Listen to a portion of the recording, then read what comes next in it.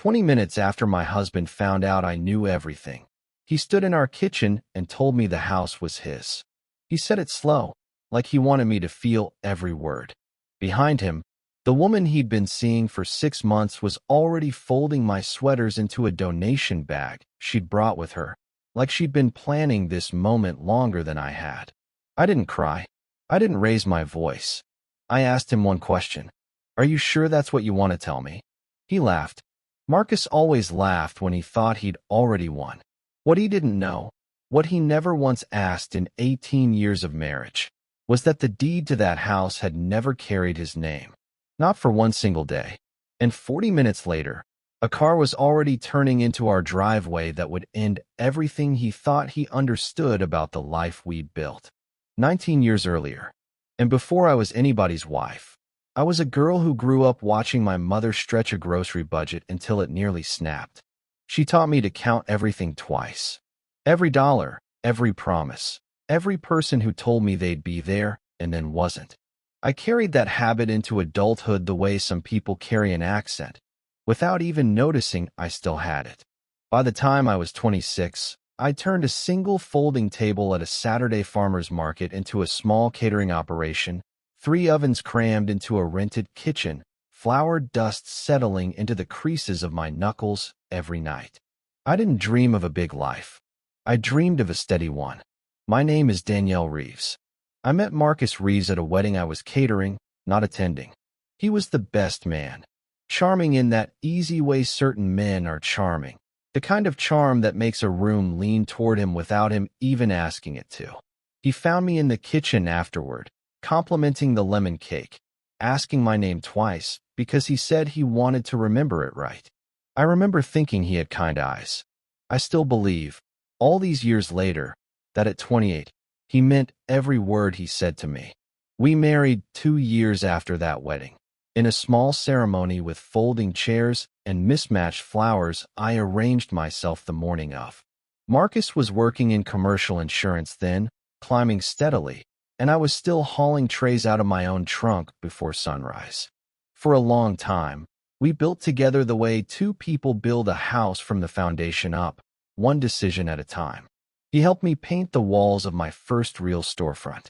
I sat through his company dinners, remembering names, laughing at jokes that weren't funny, so his career could keep climbing. By our 10th anniversary, I owned 3 bakery locations across the city and a wholesale contract with 2 regional grocery chains. Marcus had made regional vice president. Friends called us the golden couple, the ones who'd done it right, married young and grown up together instead of apart. I believed that too for a long time. I believed it the way you believe anything you've built with your own 2 hands, completely, and without checking underneath it for cracks. The change didn't come all at once. It came in small silences that I mistook, at first, for exhaustion. Marcus started staying at the office later, then later still, until our dinners became something I ate at the kitchen island by myself, his side of the table cold before I'd even finished mine.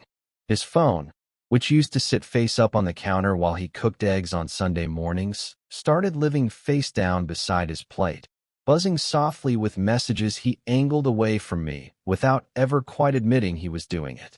He came home one evening smelling of something floral and unfamiliar, nothing like the cedar aftershave he'd worn since I met him. I noticed it the way I notice a batch of dough that hasn't risen right. A small wrongness, easy to explain away, but impossible to fully unnotice once you felt it. I said nothing. I have never been a woman who confronts a suspicion before she's certain of it. I have only ever been a woman who watches and waits and quietly starts asking better questions. Years before any of this began, back when my business was still small enough to lose in a single bad month, I met a woman named Corinne Baptiste at a small business owner's luncheon. Corinne had built and lost 2 companies before I ever met her, and she talked about both losses the way other people talk about old scars, plainly, without shame. She took an interest in me that I didn't fully understand at the time. She'd corner me after every luncheon with a new piece of advice I hadn't asked for and desperately needed anyway. It was Corinne who told me, The year I signed the lease on my second location, to never let a single asset of value sit in both names without a reason I could explain to a judge. She'd lost her first house that way, she told me, split down the middle in a divorce that had nothing to do with who'd actually paid for it. I remember laughing a little, telling her Marcus and I were solid. She just looked at me and said, "Solid people get divorced too, baby. Paper doesn't care how solid you feel." 2 years before Marcus and I married, using savings from my very first catering contracts and a small business loan I'd paid off ahead of schedule, I purchased a modest bungalow through a holding company Corinne helped me set up. It wasn't romantic. It wasn't even a story I told at dinner parties. It was simply the responsible thing to do, the way locking your car door is responsible, not because you expect trouble, but because you'd be foolish to leave the door open just in case. When Marcus and I married and eventually renovated that same house into the home we'd raise no children in, but fill with every dream we had anyway, I never transferred the deed into both our names. He never asked. Why would he? We were newlyweds, building a life, and paperwork felt like the least romantic subject in the world. I let the ownership stay exactly as Corinne had structured it years earlier, quietly, without ever imagining I would one day need the protection more than the roof itself. By our 17th year of marriage, the silences at home had grown teeth. Marcus stopped asking about my business the way he once had, when he used to sit at the kitchen table listening to me talk through supplier contracts like they were the most interesting thing in the world. Now he grew short-tempered over small things, a dish left in the sink, dinner running 15 minutes behind schedule, as though some deeper frustration in him was leaking out sideways because he refused to name what was actually wrong. He began taking work trips that required no luggage, weekend conferences that produced no photographs when I asked to see them. Once, gently, I asked if everything was still all right between us. He looked at me with something close to irritation and told me not everything needed to be examined so closely. I let the comment go at the time, the way you let go of a splinter you can't quite locate, though it stayed lodged somewhere in the back of my mind, quietly working its way toward the surface. The confirmation came on an ordinary Thursday, gray and unremarkable, the kind of day that gives you no warning at all. I'd finished a supplier walkthrough 2 hours early and decided, without any real suspicion, to swing by the house before heading to my downtown location. I let myself in through the garage, the way I always did, and it was there, in the doorway of our living room, that I saw them. Marcus had his hand at the small of a woman's back, a woman I recognized immediately as Tony Marsh, a junior associate from his office I'd met exactly once, at a company holiday party 2 years earlier. There was no scrambling apart when they noticed me. There was no gasp, no rush of shame. Marcus simply straightened his collar, looked at me standing in the doorway of my own home, and said 4 words that ended 19 years in a single breath. "It's over now, Danielle." He didn't apologize. He didn't explain himself, didn't stammer through the usual excuses about stress or loneliness or the slow drift that happens between two people who've simply grown into different lives. He glanced toward Tony as though seeking her approval, then told me, almost as an afterthought, that the house was his and I should start thinking about where I'd go. I set my bag down slowly on the entryway table and asked, quite calmly, how long this had been going on. He didn't answer directly. Instead, he told me I worked too much, that I'd stopped being any fun, a list of complaints that arrived so quickly and so rehearsed I understood immediately he'd been preparing this speech for weeks, simply waiting for the moment he felt brave enough to deliver it. I didn't argue with any of it. I've learned over the years that defending yourself against an accusation someone has already decided to believe is simply wasted breath. I turned and walked toward the stairs, his voice trailing behind me, already talking about the house as though it had ever belonged to him at all. Marcus spent the following morning in a mood I can only describe as triumphant. He walked through the house pointing at walls, talking about knocking through to expand the kitchen, converting my home office into a media room. Tony trailed behind him with her phone out, snapping photos, occasionally glancing my way with a thin, satisfied smile, the kind that said she'd already picked out curtains in her mind. "I'll bring in a real designer," Marcus said, loud enough for me to hear from the hallway. "Someone who actually understands modern style." Tony laughed at that, a little too sharp, and said something about how the current decor looked like it belonged to somebody's grandmother. I didn't respond to any of it. I went upstairs, packed a single suitcase with what actually mattered to me. A few photographs, my mother's recipe box, a small folder of documents I'd kept in a fireproof lockbox since before I ever said, "I do," and walked back down past both of them without a single word. Before I left the driveway that morning, I sat in my car for a moment, took out my phone, and called Corinne. My voice was calm, almost gentle, the way you sound when you're confirming a dinner reservation rather than setting something enormous in motion. She picked up on the second ring, listened without interrupting, the way she always did, and when I finished speaking, she said only, "I'll call Yvonne this morning. You just breathe, baby. You built the wall. Let it hold you up now." Yvonne Castellano had been my attorney for 11 years, ever since Corinne first insisted I needed someone in my corner who understood both business law and family law equally well. Yvonne had drafted the holding company paperwork on that first house purchase, had reviewed every renovation contract since, and had, 2 years earlier, without me even fully registering the significance of it at the time, walked me through updating every document to reflect exactly what I already knew but had never wanted to think too hard about, that a marriage, however solid it feels, is not the same thing as a legal claim. What Marcus did not know, what he had never once asked in 19 years of marriage, was that the house he was so confidently redesigning had never been a marital asset at all. It sat inside a holding company formed years before our wedding, structured by Corinne's own attorney at the time, refined later by Yvonne into something airtight. Every renovation, every mortgage payment, every dollar poured into that house across 2 decades had come from company accounts tied to my bakery earnings, carefully documented, never once commingled with Marcus's income in a way that could blur the line of ownership. He had signed a post-nuptial agreement 4 years into our marriage, back when we refinanced to expand my third location and needed his cooperation on a joint loan application unrelated to the house itself. Yvonne had built a clause into that agreement, at Corinne's insistence, clarifying in plain language that the marital residence remained solely mine, held outside our marriage entirely, regardless of any future contributions either of us made to it.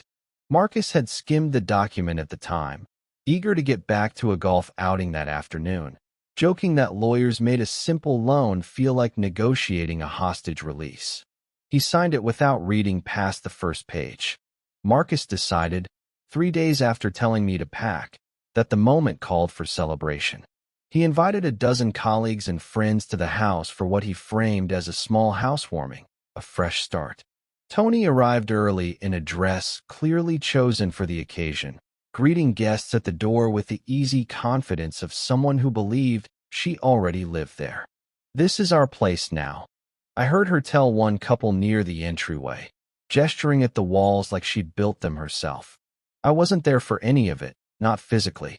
I was 3 miles away in a quiet extended stay suite, going over the last of Yvonne's paperwork at a small desk by the window. But Corinne had a way of knowing exactly when a scene needed a witness who wasn't emotionally involved, and she'd quietly arranged for Yvonne herself to deliver formal legal notice that same evening, timed precisely to land in the middle of Marcus's celebration, in front of every colleague whose opinion of him mattered most. The doorbell rang just as Marcus was refilling his glass for a third time. He answered it himself, expecting a late guest, and instead found a woman in a gray blazer, holding a slim leather folder, standing calm and unhurried beneath the porch light. Nobody in the room recognized her. Marcus squinted, asked if she had the wrong address, and Yvonne simply asked, in a voice carrying no urgency and no anger at all, whether Marcus Reeves was currently present. When he confirmed his own name with a confused laugh, Yvonne stepped past him into the entryway, opened her folder on the nearest table, and asked him to sign for formal receipt of legal documents. The room went quiet in stages, the way a wave pulls back before it breaks. Conversations died mid-sentence as guests noticed the folder, the seriousness in her posture, the sudden stillness in Marcus's shoulders. He asked, his voice carrying its first real tremor of the evening, what any of this could possibly be about. Yvonne didn't raise her voice. She simply opened the folder and began, methodically, to explain. She explained the structure of the holding company that had legally owned the property for over 2 decades. She explained that no deed bearing Marcus's name had ever existed, that this had been intentional and lawful from the very beginning. She explained the post-nuptial agreement he had signed years earlier, clause by clause, including the section confirming that neither renovation contributions nor length of marriage created any ownership claim on his part. Tony's smile had disappeared somewhere around the second page. Marcus's face had gone the color of old paper. One of his colleagues tried, weakly, to lighten the mood with a joke about lawyers always showing up at the worst possible moment, but nobody laughed. Tony reached for Marcus's arm out of what looked like habit more than comfort, and he shrugged her hand away without appearing to notice he'd done it, his eyes fixed entirely on the documents spread across the entryway table like they might rearrange themselves if he stared hard enough. Yvonne wasn't finished. From the same leather case, she produced a second, thinner folder. Hotel receipts spanning 4 months, a printed thread of messages between Marcus and Tony that had, through channels Yvonne didn't elaborate on, found their way lawfully into evidence. She explained, without a trace of satisfaction in her tone, that under the terms Marcus himself had signed, none of this evidence was strictly necessary to protect my ownership of the house, but that it would matter considerably in how the rest of the divorce proceedings were likely to unfold. Marcus's glass slipped slightly in his hand. He looked toward Tony, who was staring at the papers with an expression sliding from confusion into something closer to alarm, as though she were only now calculating what all of this might cost her personally, and how publicly it might cost her. It was in that silence, standing in the middle of his own celebration, that Marcus finally understood the corner he had unknowingly built for himself. Years earlier, the day he signed a document without reading past the first page. Marcus's anger arrived the way anger often does when it's really just fear wearing a louder mask. He set his glass down hard enough to crack the stem and told Yvonne he'd fight this in court, that no piece of paper signed years ago could erase a marriage, that he had rights as a husband no matter what any holding company claimed. Yvonne's expression didn't change. She reminded him, gently, that the agreement had been reviewed with independent counsel offered and declined at the time, and that courts had upheld nearly identical clauses for decades. Tony, who'd been standing silently beside him through the entire unraveling, finally spoke, her voice sharp with something between panic and blame. "You told me this house was going to be ours," she said. "You told me none of this was complicated." Marcus turned on her, stunned she'd choose this moment, in front of a room full of witnesses, to put distance between them. Their argument escalated quickly while the remaining guests quietly set down their drinks and drifted toward the door, murmuring about early mornings and long drives home. The final blow of that evening arrived by phone, just as the last guest disappeared down the driveway. It was a loan officer from the bank that had financed Marcus's recent attempt at launching his own insurance brokerage, a venture he'd used the house as informal collateral to help secure, listing it as a shared marital asset on paperwork he'd never once run past me.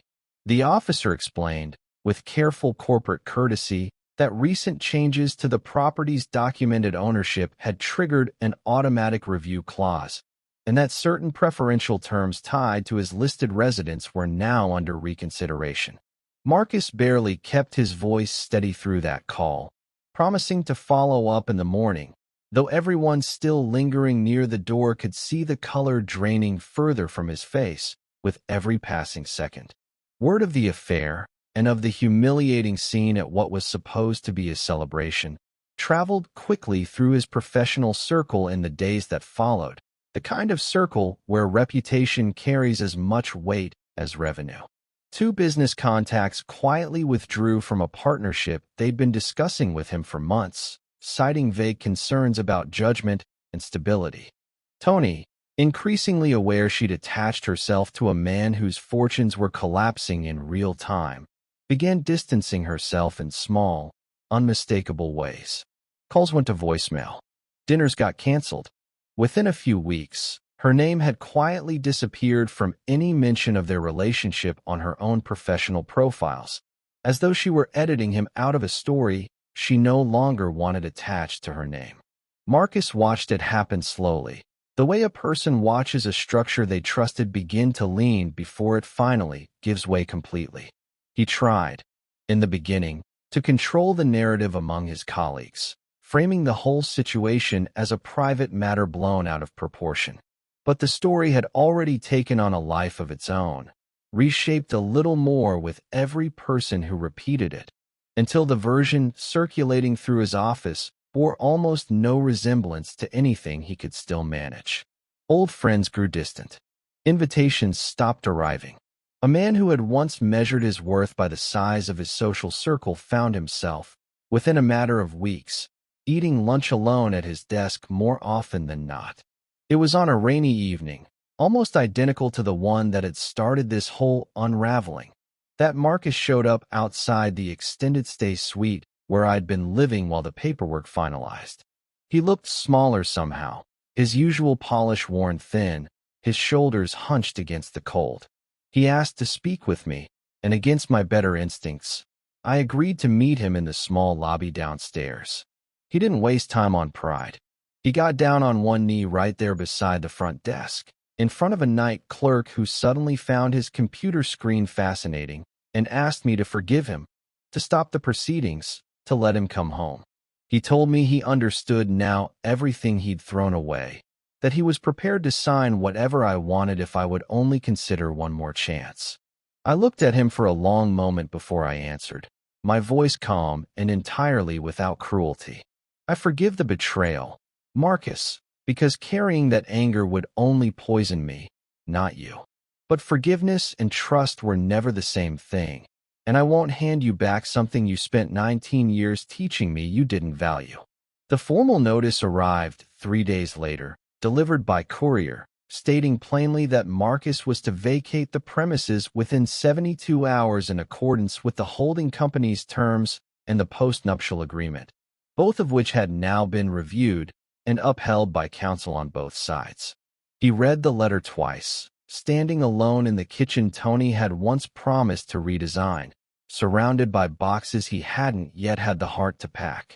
For the first time since the whole ordeal began, he didn't argue, didn't threaten litigation, didn't insist the law would somehow bend in his favor.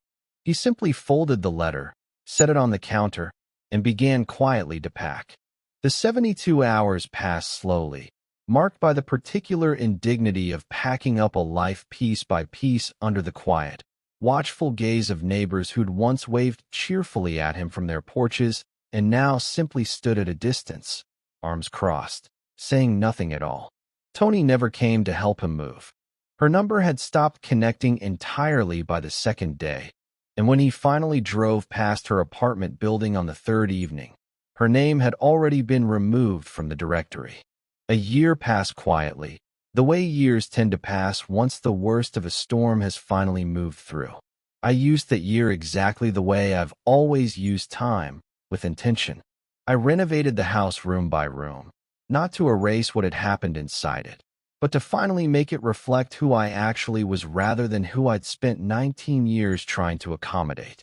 The media room Marcus had once dreamed of installing became a bright test kitchen instead, where I now develop recipes for my fourth and fifth locations.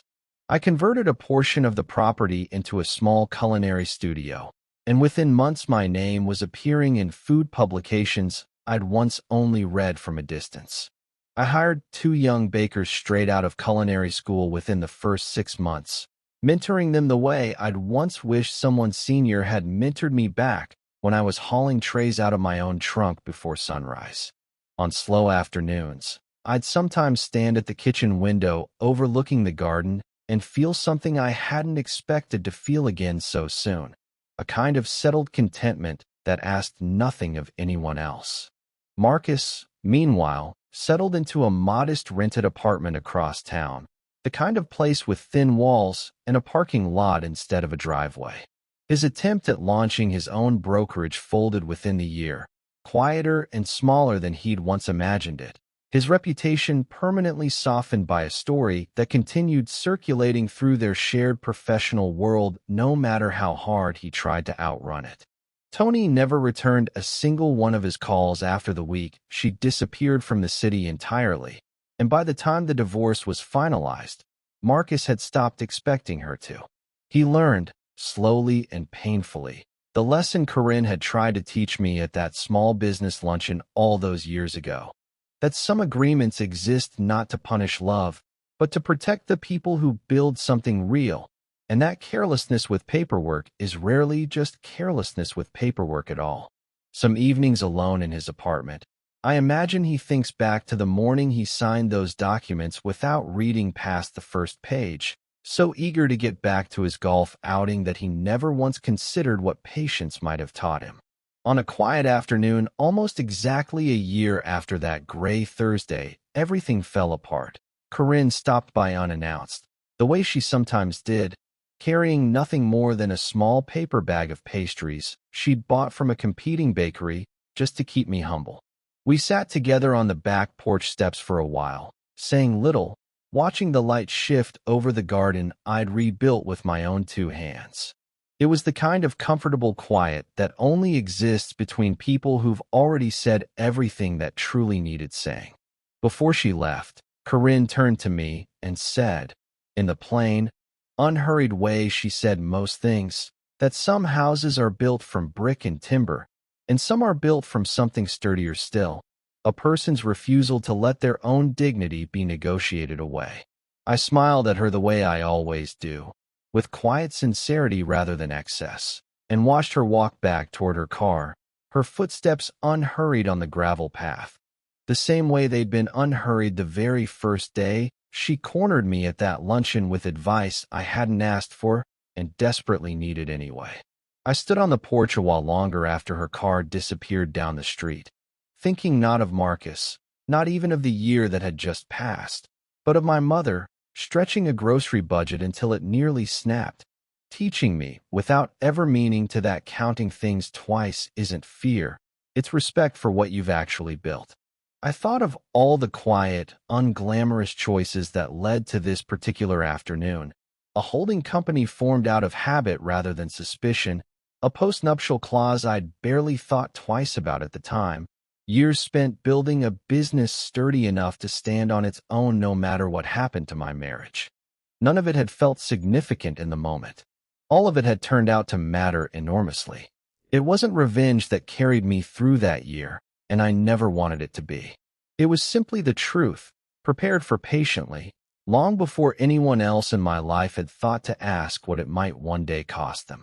Somewhere across the city, in a small apartment with thin walls, Marcus is still learning the same lesson I understood all along, that the strongest foundations are rarely the ones anyone can see, and that a house, however comfortable, is never truly safe for a person who never bothered to understand what it was standing on.